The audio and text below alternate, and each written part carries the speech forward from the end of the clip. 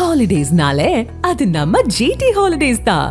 GT Holidays, South India's #1 travel brand. You know you are special when you're with GT Holidays.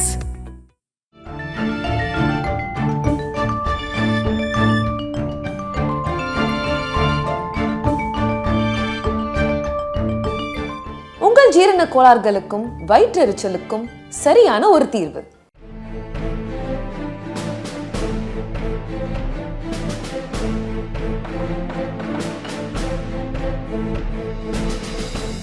Vanangaan Bala விழாவை பொறுத்த வரைக்கும் சூர்யாவுக்கு அழைப்பு கொடுத்துருக்காங்க. சூர்யா அதில் கலந்து கொள்வதற்கு எல்லா வாய்ப்பு இருக்குன்னு, அதே மாதிரியே சூர்யா கலந்துக்கிட்டு அந்த விழாவை சிறப்பித்தார். ஒரு படம் ஆரம்பிக்கிறார் சூர்யா, பல நாட்கள் ஷூட் பண்றாங்க, 2 நாள் 3 நாள் இல்ல, பல கோடிகள் செலவு பண்றாங்க. அதே படைப்பை வந்து பாலா சார் வந்து இன்னொரு ப்ரொடியூசரோட இன்னொரு அந்த கதாநாயகர் வச்சு பண்ணணும் போகும்போது சூர்யா சார் அந்த பணத்தை பத்தியே கவலை பண்ணுவாங்க. அஜித் வந்து ஒரு 20-30 கிலோ குறைஞ்சி ஒரு ஹேண்ட்ஸமாக ஒரு ஃபோட்டோ வந்து வலைதளங்களில் வலம் வந்துட்டு இருக்கு. டயட் பயங்கரமாக பண்ணியிருக்காரு. அந்த ஸ்ட்ராங்கான டயட்டை கொண்டு வந்து அந்த டயட் மூலமா உடம்பை மொத்தமாக குறைச்சிருக்காரு. எனக்கு ஸ்டன் ஆயிட்டேன். ஜேம்ஸ் மார்டனா, தமிழகத்தினுடைய ஜேம்ஸ் மார்டனா, அது வந்து அஜித் சார் தான். இப்போ கேம் சேஞ்சரும் பொங்கல் தான் வரப்போகுது. பட் கேம் சேஞ்சருக்கு பார்த்தீங்கன்னா கண்டினியூஸாக விளம்பரங்களை வந்து இப்போ அவங்க ஸ்டார்ட் பண்ணிட்டாங்க. இவங்க வழக்கம் போல் இந்த விளம்பரத்தில் கோட்டை விட்டுருவாங்களோ அப்படின்னு ஒரு ஏக்கம் வந்து நம்ம அஜித் ரசிகர்கள் மத்தியில் இருக்குது. அதை அப்படின்னா அவர் ரொம்ப அதில் கான்சன்ட்ரேட்டே பண்ண மாட்டார்.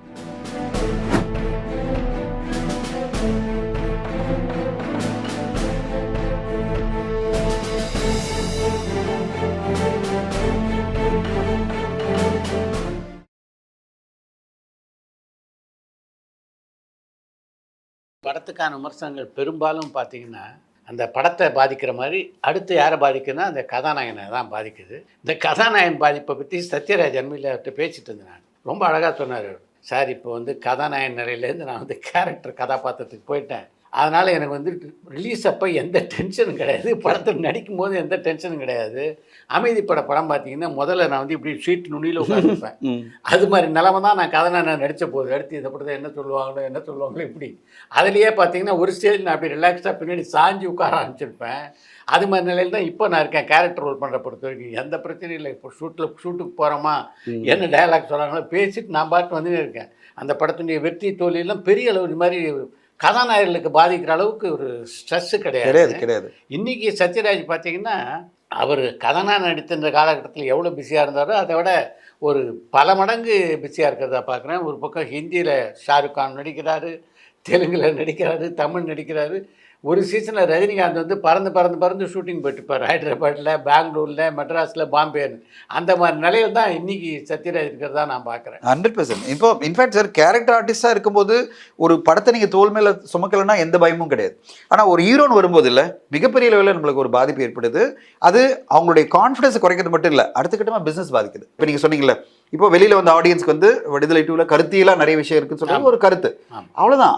அதோட முடிச்சிடணும். அதை தாண்டி நீங்கள் வந்து ஒரு வன்மத்தை கொண்டு போகக்கூடாதான் என்னுடைய பயன். இப்போ வணங்கான் பாலா விழாவை பொறுத்த வரைக்கும் நான் சொல்லியிருந்தோம், சூர்யாவுக்கு அழைப்பு கொடுத்துருக்காங்க. சூர்யா அதில் கலந்து கொள்வதற்கு எல்லா வாய்ப்பு இருக்குதுன்னு. அதே மாதிரியே சூர்யா கலந்துக்கிட்டு அந்த விழாவை சிறப்பித்தார். இன்னும் சரியாக சொல்லணுன்னா வணங்கான் பாலாவுடைய வெள்ளி விழா கொண்டாட்டத்தை பொறுத்த வரைக்கும் சூர்யா அந்த விழாவில் கலந்து கொள்ளாமல் இருந்திருந்தால் ஒரு மாதிரி ஒரு நிறைவு இல்லாத ஒரு விழாவாக அந்த விழா அமைஞ்சிருக்கும் அப்படின்னு தான் நினைக்கிறேன். ஒரு முத்தாய்ப்பாக சூர்யா கலந்துக்கிட்டதும் நிகழ்ச்சியோட பாலாவோட பணியாற்றிய தருணங்களை பகிர்ந்து கொண்டது வந்து நிஜமாகவே பார்க்குறதுக்கு வந்து ரொம்ப நல்லா இருந்தது. இந்த கெஸ்டர் வந்து இதுதான் நாம் சொன்னோம், எவ்வளோ காலத்துக்கு ஒரு சண்டை போட்டே இருக்குது. ஒரு காலத்தில் எல்லாருக்கும் எல்லாரோடும் கருத்து வேறுபாடு இருக்கும். அதை வந்து சமன் பண்ணிடணும் ஒரு சீசனில். அதுதான் புத்திசாலித்தனம். ஒரு 3 மாதம் 6 மாதம் மெயின்டைன் பண்ணலாம். அதுக்கப்புறம் திருப்பி ஹலோ எப்படி இருக்கீங்கன்னு கேட்டுக்கிறது தான் நமக்கு வந்து ஒரு கம்ஃபர்ட்டும் எல்லாரோட ரிலேஷன்ஷிப் நல்லா இருக்கிறதுக்கும் உதவுன்னு. அதை வந்து பாதை எடுத்த சூர்யா வந்து நிஜமாகவே பாராட்டி தான் ஆகணும். கண்டிப்பாக சார். நீங்கள் எப்படி சொல்லணும்னா, நம்ம ஒரு தயாரிப்பாளராக நம்மளாம் இருக்கும். மிக முக்கியமான விஷயம் என்னென்னா, ஒரு படைப்பு நம்ம ஏதோ காரணங்களால் ஒரு இயக்குனரோட பணியாற்ற முடியல, அதே படைப்பை வந்து இன்னொரு தயாரிப்பாளர்கிட்ட ஷிஃப்ட் ஆகுது வச்சிங்களேன். நான் ஒரு படைப்பு, நான் பேர் சொல்லக்கூடாது, ஏதாவது ரொம்ப க்ளோஸ் ஃப்ரெண்டு, அப்கமிங் ஆக்டர் வச்சு நான் படைப்பு பண்ணுறேன் சார். அந்த டேரக்டரோட சேர்ந்து நான் படத்தை வந்து ஃபைனலைஸ் பண்ணிட்டேன். ஸ்டோரி ஃபைனலைஸ் பண்ணிட்டு நான் ஷூட்டிங்கு கிளம்பும்போது எனக்கு அவர் கால் பண்ணார். சார், அந்த டேரக்டர் வந்து எங்களுக்கு நாங்கள் ஃபஸ்ட்டு சைன் பண்ணோம், ஓகே, அவர் வந்து எங்கூட 3 மாதம் பயணிச்சிருக்காரு, அட்வான்ஸை திருப்பி கேட்பான்னு நினச்ச அவர் என்ன கேட்டார் தெரியுமா? அவருடைய ஆஃபீஸ் எக்ஸ்பென்ஸ்லேருந்து ஃபுட் எக்ஸ்பென்ஸ்லேருந்து எல்லாம் லிஸ்ட் போட்டு எனக்கு எக்ஸ்பென்ஸ் ஸ்டேட்மெண்ட் வந்துடுச்சு. கொடுத்தாதான் சாப்பிட்டார், 2 காபி சாப்பிட்டார், எல்லாம், அதாவது 3 மாதத்துக்கு வந்த எல்லா பில்லும் எனக்கு வந்துடுச்சு சார். எனக்கு அப்போ ஒரு ஷாக் இருக்கு. நான் நினைச்சேன் வந்து அட்வான்ஸ் திருப்பி கேட்பாரு, அது நியாயம். இது அட்வான்ஸ் வந்து அவர் மூலமா தான் கொடுக்கணும், யாரு டைரக்டர் மூலமா திருப்பி தரணும். நான் டைரக்டர் கேட்டேன், என்னப்பா நீ அட்வான்ஸ் வாங்கியிருந்தியானா? ஆமா வாங்கினேன் சார் அப்படின்னாரு. அப்போ நான் சொன்னேன் அட்வான்ஸ் திருப்பி கொடுத்துடலாம். கால் பண்ணாருன்னா எனக்கு என்ன மெயில் வந்தது தெரியுமா? 3 மாதத்துக்கான எக்ஸ்பென்ஸ் ஸ்டேட்மெண்ட் வந்தது. நான் டைரக்டர் சொன்னேன், இன்னே இது என்கிட்ட சொல்லக்கூட இல்லை நீ இதெல்லாம் வந்து அப்படின்னா, சார் நான் நினைச்சு கூட பார்க்கல, அவர் தான் படம் வேணான்னு சொன்னாரு. படம் அவர் தான் டிராப் பண்றாரு. ஒரு ஸ்டேஜ்ல வந்து இந்த படம் வேணான்றாரு. ஆனா கடைசியில் வந்து வானான்னு சொன்னவர் எனக்கு நான் படம் பண்ணுறேன்னு சொன்ன உடனே அதே கதையை டக்குன்னு எனக்கு மெயிலெலாம் கொடுத்தாரு. இந்த பணமெல்லாம் நீங்கள் திருப்பி கொடுத்தாதான் நான் என்ஓசி கொடுப்பேன் அப்படின்னாரு. இப்போ நான் வந்து அவர்கிட்ட போய் ஆஃபீஸ்க்கு போனேன். நான் சொன்னேன், சார் இது ரொம்ப அதிகமாக இருக்குது, எனக்கு எதிர்பார்க்கல இந்த மாதிரி ஒரு காஸ்ட் வரும்னா. இல்லை தனஞ்சன், இந்த அமௌண்ட் கொடுக்கலன்னா நான் என்ஓசி கொடுக்க முடியாது. நான் எதுக்கு அந்த ப்ராஜெக்ட்டுக்கு செலவு பண்ணோம்? சார் இப்போ ஒருவேளை அவர் படம் பண்ணலன்னா என்ன இருக்கும் அப்படின்னா, நாங்கள் ரைட் ஆஃப் பண்ணுவோம். ஆனால் நீங்கள் பண்ணுறீங்களே, அவருடைய பாயிண்ட் ஆஃப் என்னன்னா, எதுக்காக இந்த மொத்த எக்ஸ்பிளேஷன் கொடுக்குறேன்னா எக்ஸாக்ட்லி நடந்தது. அவர் என்ன சொன்னார், நீங்கள் இந்த படம் பண்ணலைன்னா நான் இந்த பணத்தை ரைட்டாக கூட பண்ணுவேன், ஆனால் படம் பண்ணும்போது நீங்கள் எனக்கு மொத்த செலவும் திருப்பி தரணும் அப்படின்னாரு. அப்புறம் நான் வந்து சரி ஏதாவது குறைக்க முடியுமா? நான் இல்லை பில்லோட கொடுத்துட்றேன் உங்களுக்குன்னாரு. அப்போ ஒன்றும் வேணான்னு சொல்லிட்டு அந்த அமௌண்ட்டை வந்து நாங்கள் அப்படியே ட்ரான்ஸ்ஃபர் பண்ணிட்டு தான் அந்த படத்தை ஆரம்பித்தோம். அந்த படம் அது பிறகு நல்லபடியாக போச்சுன்றது வேறு விஷயம் சார். பட் ஆனால் ஒரு படம் ஆரம்பிக்கிறார் சூர்யா சார் ஆரம்பித்து பாலா சாரோட அந்த படம் பண்ணி பல நாட்கள் ஷூட் பண்ணுறாங்க. 2 நாள் 3 நாள் இல்லை, பல கோடிகள் செலவு பண்ணுறாங்க. இன்ஃபேக்ட் எக்ஸாக்ட் நம்பர் நான் சொல்ல முடியாது, கிட்டத்தட்ட 10 கோடி மேலே செலவு சார். எல்லாமே இந்த படைப்புக்காக அவங்க செலவு பண்ணது 10 கோடி மேலே இருக்குன்னு சொல்லிட்டு எனக்கு சொல்கிறாங்க. எனக்கு வந்த தகவல் என்ன, 10 கோடி மேலே இருக்கும் அப்படின்னாங்க. ஆனால் ஒரு கட்டத்தில் இந்த படத்தில் நம்ம பயணிக்கக்கூடாதுன்னு நினைக்கும் போது 2 பேருமே மியூச்சுவலாக பிரியிறாங்க. அதே படைப்பை வந்து பாலா சார் வந்து இன்னொரு ப்ரொடியூசரோட இன்னொரு இந்த கதாநாயகர் வச்சு பண்ணணும் போகும்போது சூர்யா சார் அந்த பணத்தை பற்றியே கவலைப்படலாம்.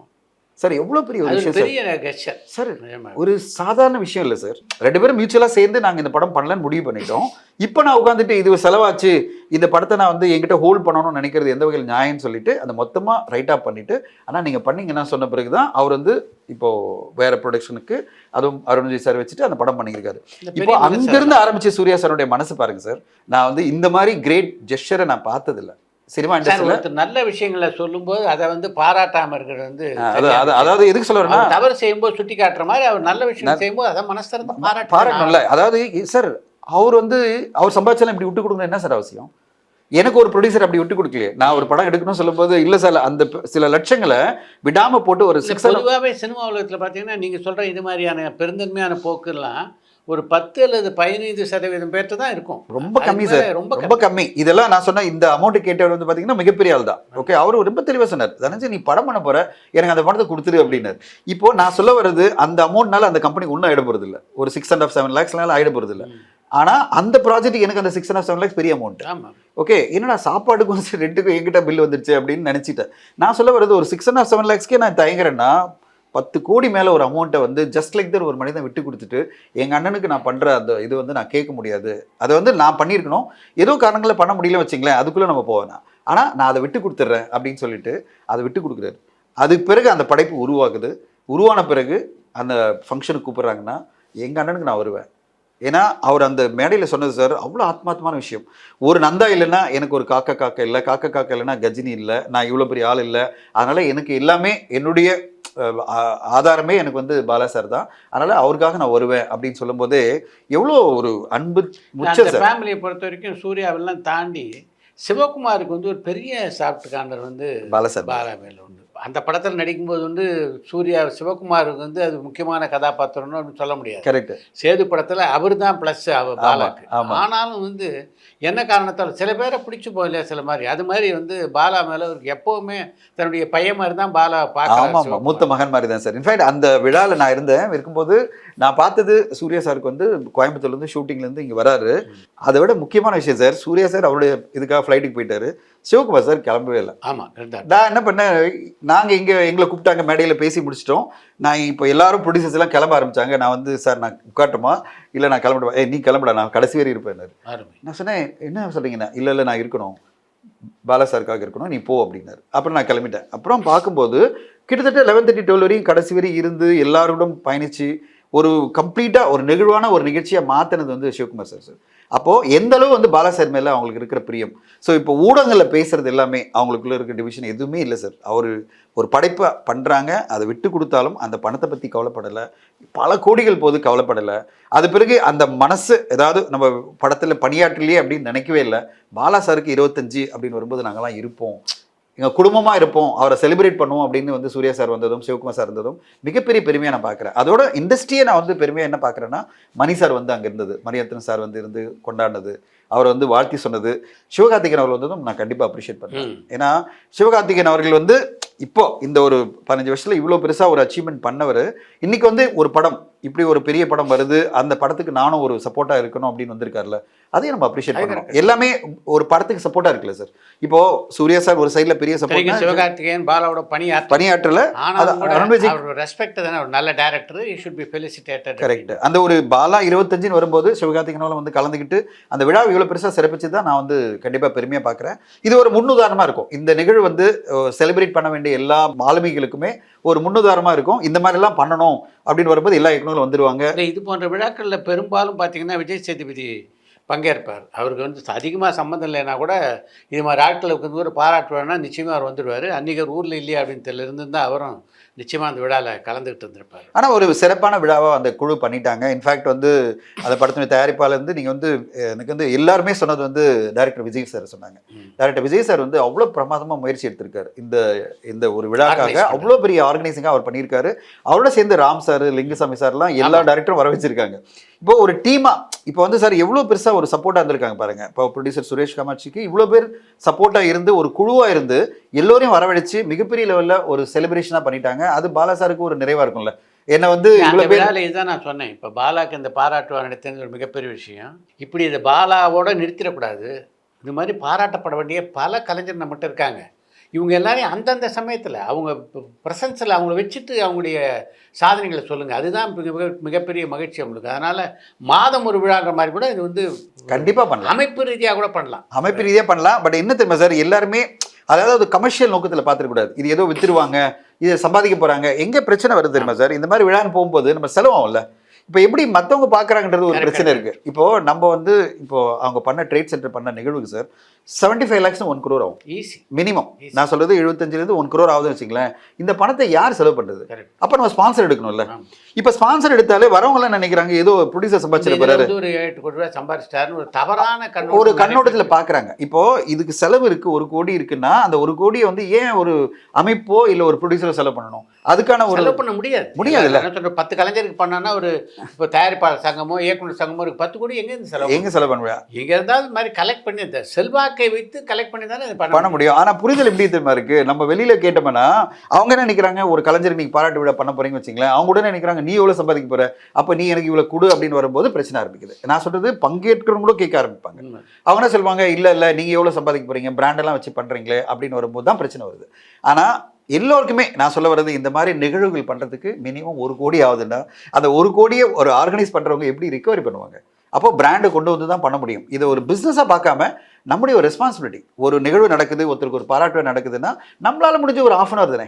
நம்ம டைமில் நம்ம எவ்வளோ டைம் வேஸ்ட் பண்ணுவோம், அதில் ஒரு 1/2 hour போயிட்டு இதுக்காக ஸ்பெண்ட் பண்ணி வந்தால் என்ன பிரச்சனை ஆகும்? ஸோ ஒரு 1/2 hour போனோம், நம்முடைய தலையை காமிச்சோம், மேடையில் கூப்பிட்டா பேசணும், ஏதோ ஒரு வகையில் அங்கே போகிற வகையில் மைக்கில் எல்லாம் பேசணும், அதோட முடிஞ்சிருச்சு. அந்த 1/2 hourல நம்ம ப்ரெசன்ஸ் பண்ணுறது தான் நம்ம பண்ணுற கான்ட்ரிபியூஷனாக பார்க்குற இந்த மாதிரி நிகழ்வுகளுக்கும் பெரிய ஆளுமைகளுக்கும் நம்ம பண்ணுற ஒரு பங்காக நான் பார்க்குறேன். அதாவது அவங்களுக்கான ஒரு ரெஸ்பெக்ட் பண்ணுற மாதிரி நான் இந்த கெஸ்ட் எல்லாம் இருந்தது சார். ஆக்சுவலி இப்போ சமீப காலமாக தான் நீங்கள் சொல்கிற மாதிரி இந்த விளம்பரங்கள் வர்றதுனால அவங்க ஏதோ சம்பாரிச்சிட்டாங்களா நம்மளை வச்சு அப்படின்ற ஒரு கண்ணோட்டத்தில் தான் பல பேர் வரதில்லையே தவிர, முன்னெல்லாம் ஒரு திரைப்பட விழா அப்படின்னா அந்த படத்தில் சம்மந்தப்பட்டிருக்காங்களோ இல்லையோ ஆனால் மொத்த சினிமா உலகமும் அங்கே இருக்கும். அது மாதிரியான ஒரு சூழ்நிலை இருந்த தமிழ் சினிமா தான் இது. அது திரும்ப வரணும், அவ்வளோதான். நான் வந்து ஃபில்ம்ஃபேர் வந்து அந்த ஒரு ஃபில்ம்ஃபேர் வீடியோ வந்து யூடியூப்ல வந்துட்டே இருக்கும், நிறைய சுற்றிட்டே இருக்கும். அது பார்த்தா எல்லாரும் நடந்து போயிட்டே இருப்பாங்க. அதில் பார்த்தீங்கன்னா எல்லாரும் ஸ்ரீதேவி வருவாங்க, கமல் வருவார், ரேகா வருவாங்க, ஜெமினி கணேஷ் வருவார். அப்போ பார்க்கும்போது என்னடா இது இப்படிப்பட்ட ஒரு விழா எப்படா பார்த்துருக்கோம் நம்ம வாழ்க்கையில் அப்படின்னு நினச்சி பார்க்குறேன். அப்போ ஒரு 70s நினைக்கிறேன். அப்போல்லாம் இவ்வளோ பேர் வந்திருக்காங்க ஒரு விழாக்குன்னா, அவ்வளோ பேர் வந்து பார்ட்டிசிபேட் பண்ணுறாங்கன்னா அப்போ வந்து எல்லோருக்கும் ஒரு மீட்டிங் டைம் மாதிரி பார்க்குறாங்க. அது ஒரு கெட் டுகெதர் மாதிரி வந்திருக்காங்க. கரெக்ட். இப்போ வரவைக்கிறதே கஷ்டம். ஆமாம், நம்மளுக்கு வந்து இவங்களா விருது யார் வாங்குறாங்களோ அவங்கள வர வைக்கிறதே கஷ்டமா இருக்கு. அப்படி இருக்கும்போது விருது வாங்குறவங்கள பாராட்டுறதுக்கு மற்ற கதாநாயகன் கரெக்டா சொல்லிட்டீங்க. கரெக்டா சொல்ல விருது வாங்குறவங்களே வர வைக்க முடியுதுன்னா எப்படி போய் பாராட்ட வைக்கிறது? அஜித்தை பொறுத்த வரைக்கும் அஜித்துடைய படங்கள் தான் முன்ன பின்ன வருதே தவிர அஜித்துடைய புகைப்படங்கள் இருக்குல்ல அது தொடர்ந்து வந்துகிட்டே தான் இருக்கு. இப்போ 20-30 கிலோ குறைஞ்சி அப்படி ஹேண்ட்ஸமாக ஒரு ஃபோட்டோ வந்து வலைதளங்களில் வலம் வந்துகிட்டு இருக்கு. ஒரு பக்கம் அஜித் வந்து தன்னுடைய உடலெல்லாம் குறைச்சிட்டு இந்த படத்துக்காக ட்ரிம் ஆகிருக்கார் அப்படின்னு இருக்குது. இன்னொரு பக்கம் அது வந்து அதெல்லாம் இல்லை, இது மொத்தமாக ஏஐ தொழில்நுட்பத்தில் பண்ணது அப்படின்னு இன்னொரு விமர்சனமும் இருக்குது. இல்லை சார், உண்மையிலே அது இல்லை. ஏஐ தொழில்நுட்பம்லாம் கிடையாது. நான் பார்த்தேன் எல்லா ஃபோட்டோஸும் வந்திருக்கு, வீடியோ வந்திருக்கு. இந்த மாதிரி ஏஐ சொல்லிட்டு பிறகு தான் வீடியோ விட்டாங்க. ஓகே, இந்த மாதிரி ஒரு பெரிய குரூப்பே இருக்குது, ஏஐ மூலமாக வந்து டிஜிட்டலில் பண்ணிட்டாங்க அப்படின்னு ஏதாவது சொல்ல போகிறாங்கன்னு தான் அவங்க என்ன பண்ணிட்டாங்க, வீடியோ வெளியிட்டாங்க. அதில் வந்து அவர் சுனில் கூட பேசுறதெல்லாம் பார்த்துருக்கோம். சார் அவர் உண்மையிலே ஆச்சரியம் பண்ணா எனக்கு. அவருடைய பாடி ஸ்ட்ரக்சருக்கு வந்து நிறைய ஆப்ரேஷன்லாம் கடந்து அவரால் வந்து அவ்வளோ தொழில் இந்த மாதிரிலாம் பண்ண முடியாது, ஒர்க் அவுட் பண்ண முடியாது. டயட் பயங்கரமாக பண்ணியிருக்காரு. ஒரு ரசவாதம் தான். அதாவது ஒரு டயட்டு சார், அந்த ஸ்ட்ராங்கான டயட்டை கொண்டு வந்து அந்த டயட் மூலமாக உடம்பை மொத்தமாக குறைச்சிருக்காரு. எனக்கு ஸ்டன் ஆகிட்டேன் அந்த விஷுவல். அந்த அவர் வந்து கோட் சூட் போட்டு வந்தார் பார்த்தீங்களா, அது பிறகு சோஷியல் மீடியா ஃபுல்லாக என்ன தெரியுமா சார், ஜேம்ஸ் மார்டனா, தமிழகத்தினுடைய ஜேம்ஸ் மார்டனா, அது வந்து அஜித் சார் தான். அவர் வந்து அப்படியே வச்சுட்டாங்க, 007 லுக்கோட வச்சுட்டு இவரை வந்து ஜேம்ஸ் பாண்ட் கேரக்டர் வைங்க, எப்படி இருக்காரு பாருங்க ஸ்டைலிஷா அப்படின்னு. அது ஸ்டைலிஷ் அப்படின்னால நல்ல சஜஷன் தான். அதான் அவர் வச்சு ஒரு படம் எடுக்கலாம்ன்றது கூட ஒரு நல்ல விஷயம், நல்ல சஜஷனா. எல்லாருமே சோஷியல் மீடியா ஃபுல்லா என்ன இருந்ததுன்னா, இன்னும் ஃபிட்டா ஒரு அந்த ட்ரிம்மா ஒரு பயங்கரமான லுக்ல இருக்காரு பாருங்க, இதுதான் அஜித் சார், இதே மாதிரி இருக்கணும் அவர் அப்படின்னு சோஷியல் மீடியா ஃபுல்லா செலிப்ரேட் பண்ணிட்டாங்க. ஸோ அது உண்மையிலேயே அது ஒரு பாடல் காட்சிக்காக வந்த ஒரு இது சார் செட்டப். அந்த போர்ஷனுக்கு தேவைப்படுறதுக்காக உடம்பை ரொம்ப குறைச்சிருக்காரு. அந்த லுக்கு அவ்வளோ பிரமாதமாக வந்திருக்கு. அது குட் பேட் அக்ரிலும் யூஸ் பண்ணியிருக்காங்க. அது வந்து குட் பேட் அக்ரியில் அந்த யங் ரோலுக்கு தேவைப்படுது. அதை யூஸ் பண்ணி அதை அப்படியே இந்த பாடல் காட்சிக்கும் கொண்டு வந்து அப்படியே இந்த படத்தை முடிச்சிட்டாங்க. இப்போ இன்னும் 2 days இந்த படம் விடாமுயற்சி முடிஞ்சிடுது, பொங்கலுக்கு வருது. மகளிர் திருமணத்தை சமீபத்தில் பேசினீங்களா? நான் பேசும்போது அவர் ரொம்ப பயங்கர ஆக்டிவாக இருக்காங்க. ஏன்னா 10th கொண்டு வந்ததுல ரொம்ப சீரியஸாக இருக்காங்க. இந்த மந்த் எண்டுக்குள்ளே படம் முடிஞ்சு சென்சருக்கு போகுது. ரொம்ப தேர் வெரி எக்ஸைட்டட், ரொம்ப ஃபாஸ்ட்டாக படத்தை முடிச்சு கொண்டு வராங்க. அவங்களுக்கு என்ன ஹாப்பி தெரியுமா சார், நடுவில் கொஞ்சம் ஒரு அன்சர்டனிட்டி இருந்தது. எப்போ படம் வந்து ரிலீஸ் பண்ண போகிறாங்க, அப்போ எப்போ நாங்கள் படத்தை முடிக்கணும், ஏன்னா அவங்களுக்கு இருக்கிற லைக்கானுடைய கன்ஸ்டன்ஸில் ஏதாவது டிலே ஆகிடுமா அப்படின்னு ஒரு ஒரே இருது இல்லை. திடீர்னு அவங்க ரிலீஸ் டேட் போட்ட உடனே ஹோல் கம்பெனியை ப்ரிப்பேர் ஆயிடுச்சு. சூப்பர். இதில் வந்து எந்த கன்ஃபியூஷனுமே இல்லை. ஒரு கம்பெனியாக அவங்க டிசைட் பண்ண பிறகு ஃபுல் யூனிட்டுக்கு சப்போர்ட் கொடுக்குறாங்க. எல்லாருமே ரொம்ப ஃபாஸ்ட்டாக ஒர்க் பண்ணிட்டு இருக்காங்க. அவரை பொறுத்து is very excited. They're going to come back next week. அவர் சொன்னார், சார் படம் ஃபண்டாஸ்டிக்காக பண்ணிட்டு இருக்கோம், நல்லா வந்துட்டு இருக்கு, நீங்கள் பாருங்க சார் அப்படின்னு சொல்லிட்டு இருந்தார். So I am very very excited. இந்த பொங்கலுக்கு நிறைய பெரிய பெரிய படங்கள், இன்னைக்கு நான் வந்து விடுதலை 2 பார்க்கும்போது அப்படியே வந்துட்டே இருந்தது டீசர். விடாமுயற்சி, அது பிறகு கேம் சேஞ்சர் அப்படின்னு வரிசையாக வந்துட்டே இருக்கு சார். பார்க்கும்போதே ஒரு பொங்கலும் மிகப்பெரிய லெவலில் இருக்கும் தமிழ் சினிமாக்கு தான் இந்த படங்களை பார்க்கும்போது தெரியுது. அந்த அளவு மேக்கிங் இருக்குது இந்த படத்தில். இல்லை, விடாமுயற்சி படத்தை பொறுத்த வரைக்கும் அந்த படத்துக்கான விளம்பரத்தை இன்னும் முன்னெடுக்கலையே அப்படின்னு ரசிகர்கள் தினமும் நம்முடைய லென்ஸ் நிகழ்ச்சியில் கூட பார்த்தீங்கன்னா கேள்வி தொடர்ந்து கேட்டப்பட்டிருக்காங்க. என்னென்னா இப்போ கேம் சேஞ்சரும் பொங்கல் தான் வரப்போகுது. பட் கேம் சேஞ்சருக்கு பார்த்தீங்கன்னா கண்டினியூஸாக விளம்பரங்களை வந்து இப்போ அவங்க ஸ்டார்ட் பண்ணிட்டாங்க. எல்லா சோஷியல் மீடியாலையும் அந்த படத்துக்கான விளம்பரம் வந்துட்டு இருக்கு. இவங்க வழக்கம் போல் இந்த விளம்பரத்தில் கோட்டை விட்டுருவாங்களோ அப்படின்னு ஒரு ஏக்கம் வந்து நம்ம அஜித் ரசிகர்கள் மத்தியில் இருக்குது. அதை வந்து லைக்கா ப்ரொடக்ஷன்ஸ் நிறுவனம் உடனடியாக சரி பண்ணாங்கன்னா நல்லாயிருக்கும். அது அஜித் சார் படங்களுக்கே முதலேருந்தே அப்படி தான் சார். அதை அப்படின்னா அவர் ரொம்ப அதில் கான்சன்ட்ரேட்டே பண்ண மாட்டார், அது தேவையில்லைன்னு இருப்பார். அவர் என்ன சொல்கிறாருன்னா, என் படம் வரும்போது சார் 2 விஷயம் இருக்குது. ஒன்று பொங்கல் ஹாலிடேஸ், நீங்கள் பாருங்களேன், நீங்கள் எத்தனை விளம்பரம் வருதோ இல்லையோ அஜித் சார் படத்துக்கு, அதை பற்றியெல்லாம் கவலையே இல்லாமல் 5 நாட்கள், அந்த 5 நாட்கள் பொங்கல் ஹாலிடே அப்படியே ஹவுஸ்ஃபுல் ஆகிடும். அது பிறகு படத்தினுடைய டாக் வந்துருச்சு வச்சிங்களேன், படம் வந்து பயங்கரமாக டேக் ஆஃப் ஆகும். அதனால் வந்து அவருக்கு அதை பற்றி எல்லாம் வரியே இல்லை. ப்ரொடியூசரை பொறுத்தவரை என்னென்னா, என்ன தேவைப்படுதோ அதை கொடுத்துட்டு தானே இருக்கோம். நம்ம வந்து என்னென்ன இப்போ வந்து ஸ்டில்ஸ் எல்லாம் கொடுத்துட்டோம், ஷூட்டிங் முடிய போகுது, அடுத்த கட்டமாக ட்ரெய்லர் வந்து வெளியிடணும். ட்ரெய்லர் வருமா, ஏதோ எப்படி வரும், ஜனவரி 1st வீக் வருமா தெரியாது. அதாவது ஒரு 10 நாள், 10ஆம் தேதி வெளியாகுதுன்னா அட்லீஸ்ட் 3ஆம் தேதி வெளியாகணும்.